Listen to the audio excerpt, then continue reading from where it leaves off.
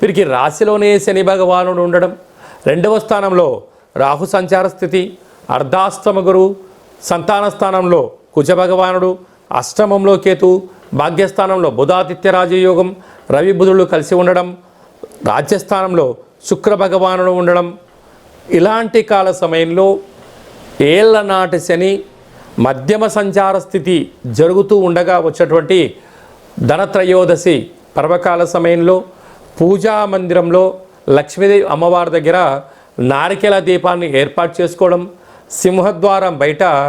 తెల్లటి నువ్వులతో పిండితో తయారు చేసేటువంటి నువ్వుల పిండి ప్రమిదలను ఏర్పాటు చేసుకొని కొబ్బరి నూనెను ఆముదాన్ని వేసి దీపాన్ని వెలిగించడం వలన,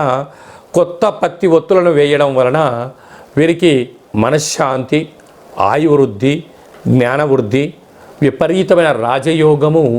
కుంభరాశి వారి సొంతం కాబోతుంది.